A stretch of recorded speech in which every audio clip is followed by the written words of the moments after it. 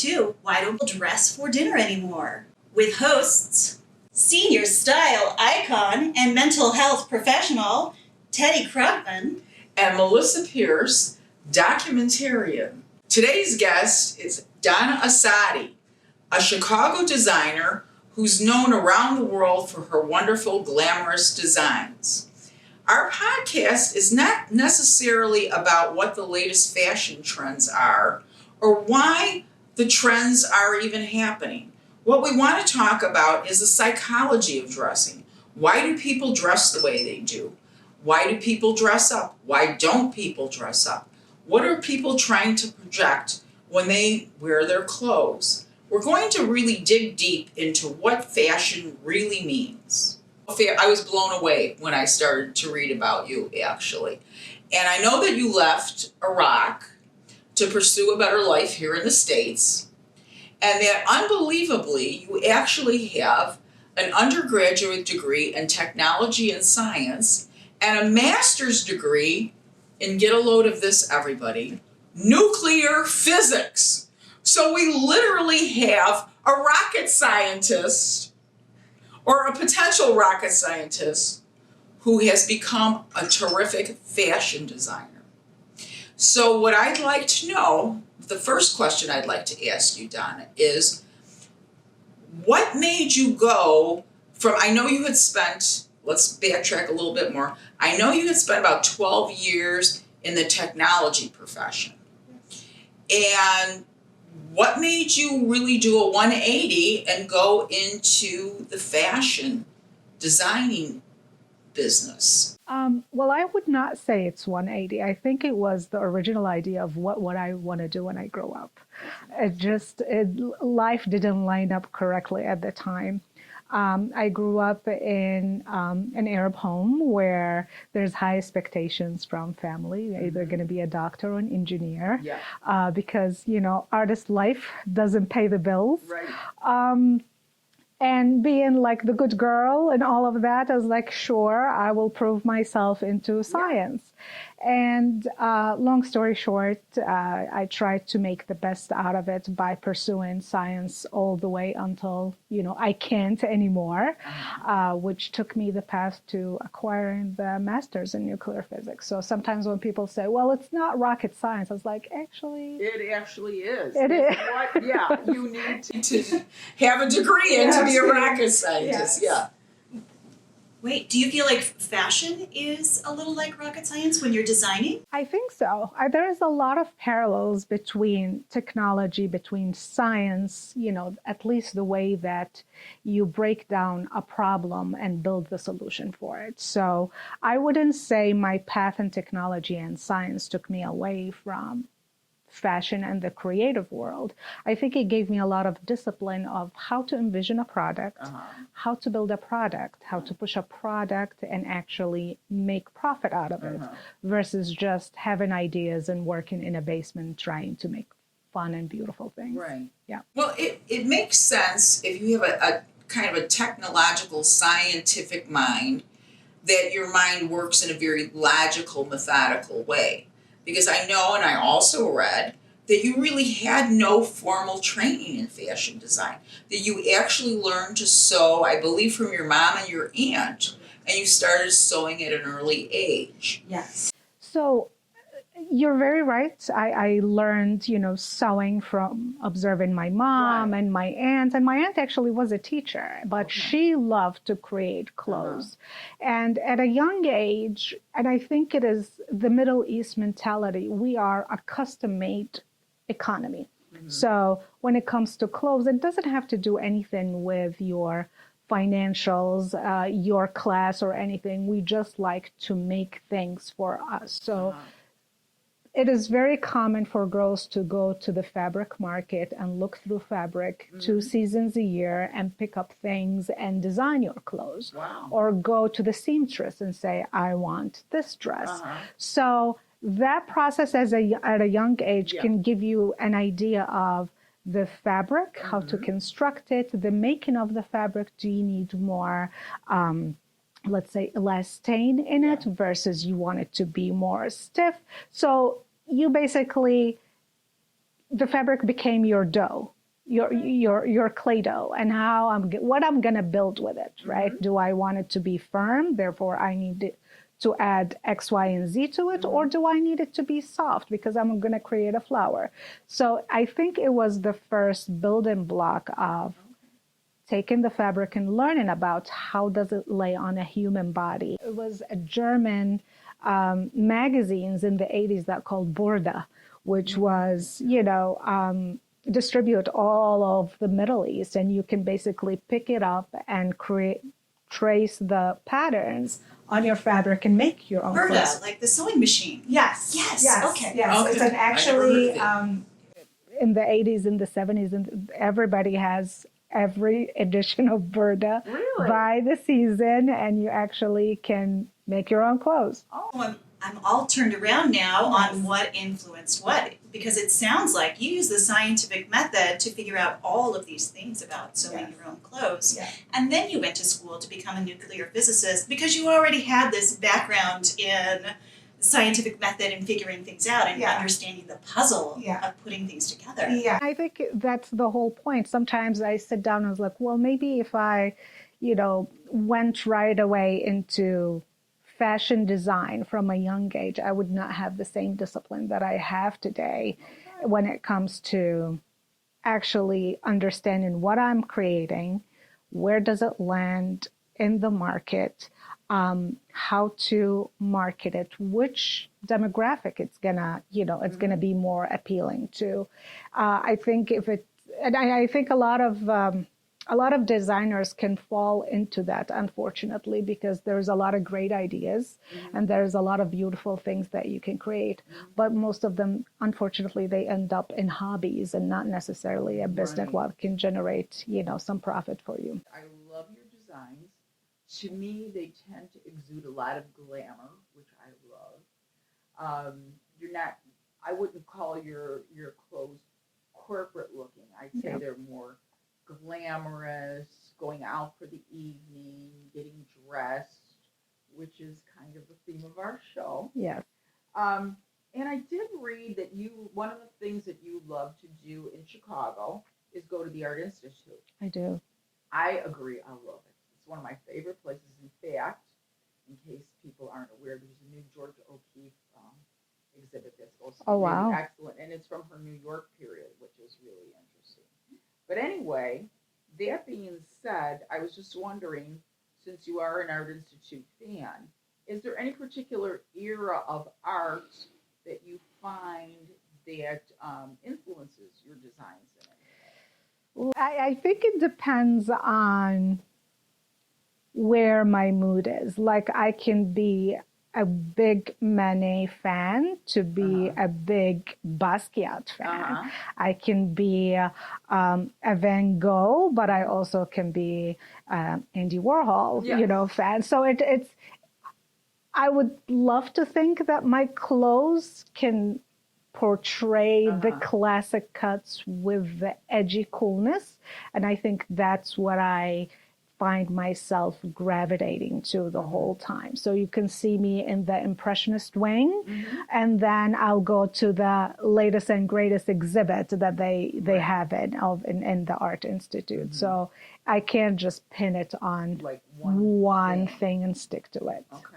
I noticed the two lines that you have on your Instagram site right now.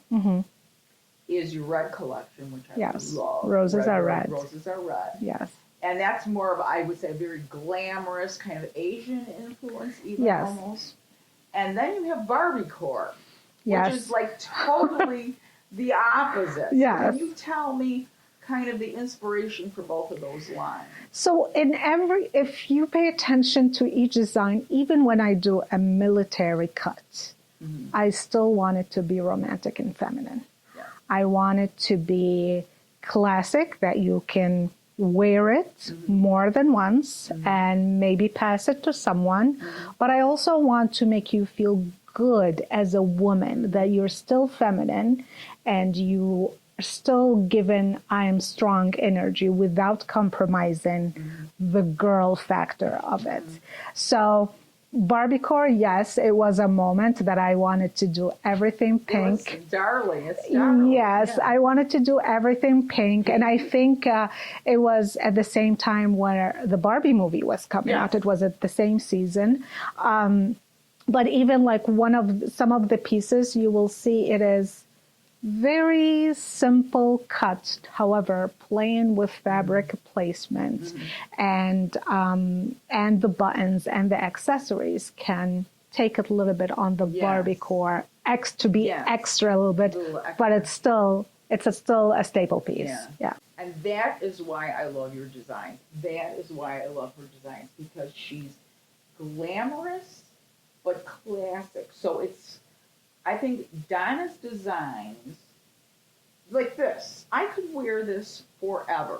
Yeah. You know, there's movies, and I'm an old movie buff fan. I think that's, again, why we brought up why don't people dress for dinner anymore. My favorite periods are 30s, 40s, 50s, and 60s. Yes. That whole, and 70s. I grew up in the 70s, so I got to give a shout out to the 70s. Yes. It all stopped for me in the 80s. I'm sorry. Any picture of myself in the 80s, forgive me, please. I watched a movie a few weeks ago with Anne Margaret. It was called Made in Paris, and she plays a fashion buyer for a department store, and they do a whole fashion show. There wasn't one outfit in that movie that was made in the 60s that I wouldn't wear today. Yes. There's another fashion show in a Doris Day movie. What was it? That Touch of Mink, I think it's called. Yeah. And they do a whole fashion show for her. She's supposed to be picking out all these wonderful clothes. There isn't one dress, there isn't one coat in there that I wouldn't be able to wear today. And that, to me, stands the test of time. You know, are you going to be the designer who makes the latest cute thing that everybody's wearing for a minute? Yeah. Or are you wearing clothes that people will invest maybe a few more dollars in, but will have it in their closet and be able to wear it on and off forever?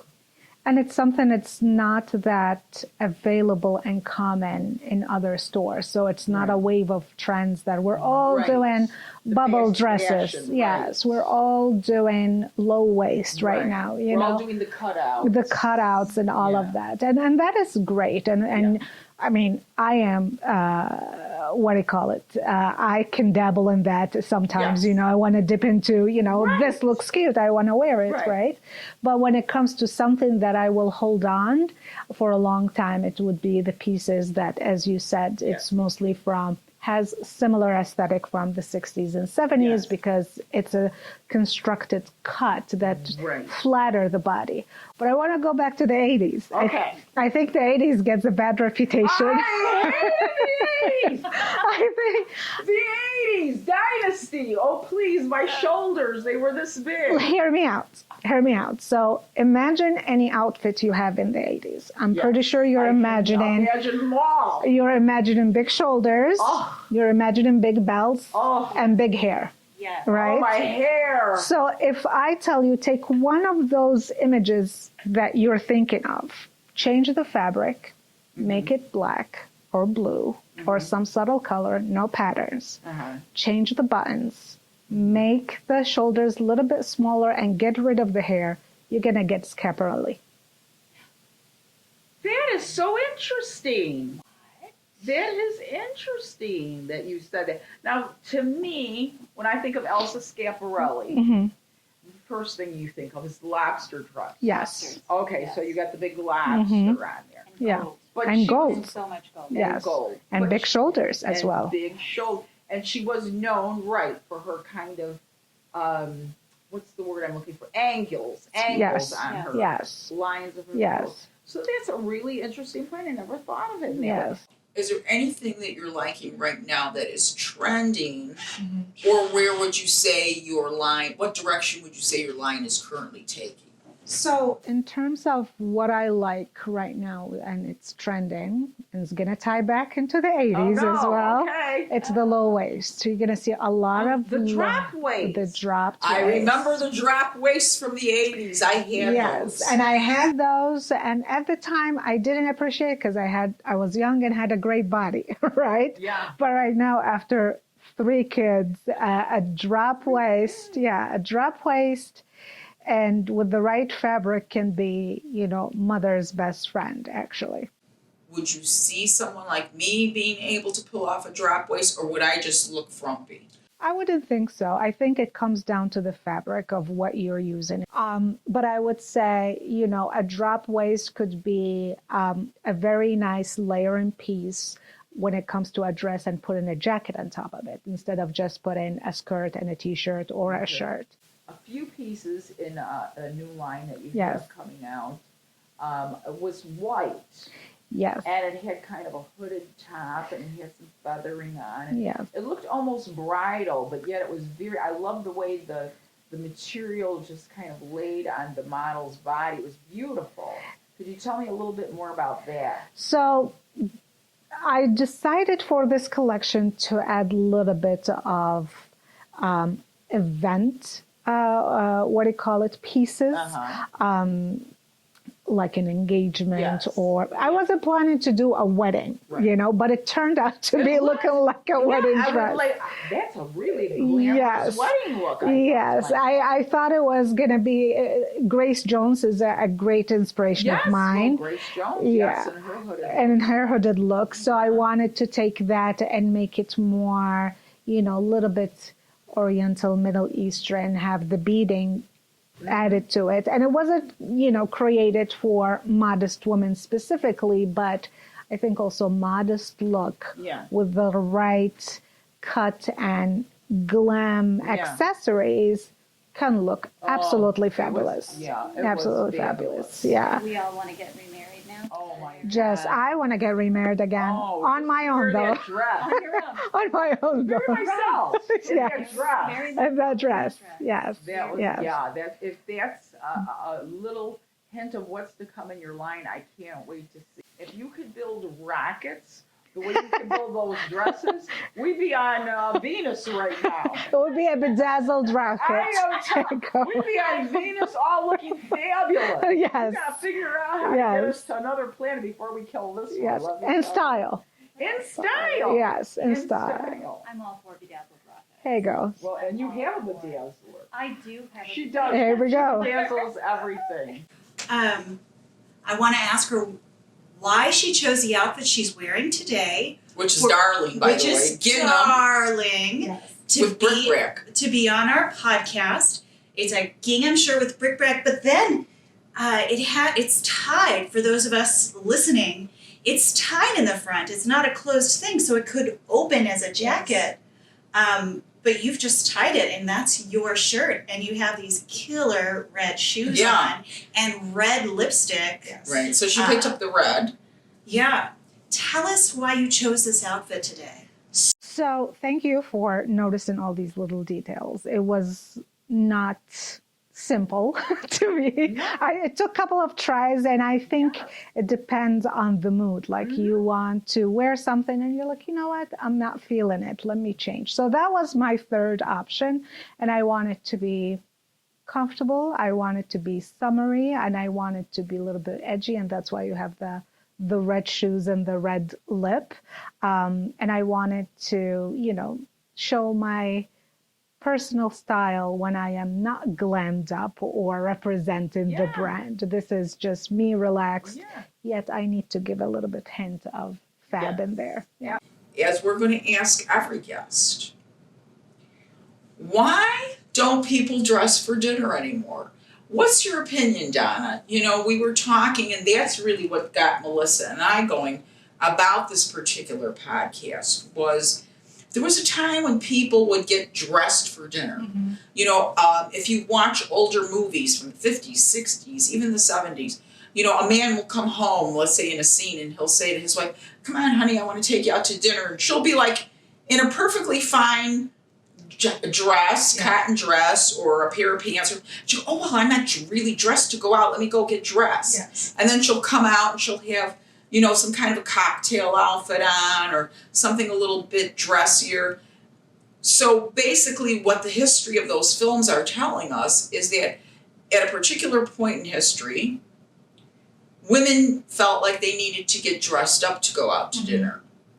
And I see a very different aesthetic now. Yeah. It's where you can go to very high-end restaurants where you're paying hundreds of dollars for a meal, and you see people dressed very, very casual. Yeah. What's your take on that whole movement towards the more casual type of dressing, that you don't see people dressing up as much for things like you used to? We have people who live in Europe and they dress really well and they put some thought into their clothing and how they present themselves.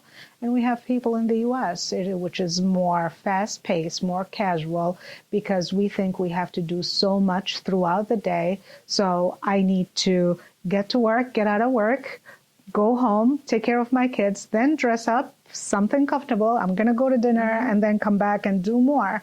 So I don't think we have the lifestyle of the quality of life, that we're going to stop and enjoy it, that we're going to stop, enjoy it, and dress up and relax a bit. I think we have a very aggressive lifestyle here, at least in the US, which is great, you know. It is. We do a lot throughout the day and we accomplish a lot, but I think that reflects on your clothing as well, because that would be the last thing on your mind to do, unfortunately. Right. That's a very interesting point. I love that. So basically what she's saying is that because we're so fast-paced, because we're so driven in our careers and have a million and one things going on, that we don't take the time to really put into ourselves. Yes. That we're more outward focused, I don't think- goal focused. I don't think we put ourselves first throughout the day. Right, and Yes. that's the difference between somebody who you would say is really well dressed Yes. and somebody who just kind of grab whatever they need to put on To for go. the day to get through the day. It could be reflected in someone who actually put a plate and sit on a table to eat lunch versus someone who grabs something really quick and get out of the door. Exactly. It's the same thing when it comes to Yes. clothes. In Donna's opinion, it's because of the fast pace, kind of don't put yourself first. Fashion is the last thing I'm worried about. My career, my kids, getting everything done, being comfortable is more important at this particular point. At Right, this point in time, yeah, and what I'm also hearing you say is that dinner is no longer an event. It's No. just one more thing, and there are things after that. So it's just like you're checking something off a list. Absolutely. It's not an event. So it's not even the enjoyment of the experience of fine dining. Right. And they have a cocktail. It's not an experience anymore. Now it's just basically get in and get out. I mean, at that time, probably work ended at 3, 4 o'clock. Yeah. Right? And now it becomes family Yes. time, friends time, listen to Right. music. Right now, we don't even sometimes stop during the weekend while we're doing Right. work, right? Exactly. So it's going to be very hard to disconnect and put yourself first Yeah. versus, the checklist that you keep maintaining day in and day out. So maybe one of the takeaways from our very first podcast is that maybe you need to take a little bit more time to focus on how you present to the world, and that may give you a little bit more time to appreciate your experiences that you have, because when you're dressed for the moment and you feel good about yourself, you have more of a tendency to observe and look around and really appreciate the moment. Glamorous, be more romantic. I want women to appreciate their bodies, the day and the time that they are living in. There is a lot of things that we should be thankful for and be proud of ourselves because we did so much. And I think dressing up and celebrating your body, regardless of the shape and size, is a blessing. It's a gift from the universe. Take your time to get in your comfortable zone, but you are worth celebrating at any age and at any moment in your life. This is one of Donna Asady's fabulous classic looks that she actually gave to me to wear to New York Fashion Week in February. And I have to say, even hardcore New Yorkers went crazy for this style.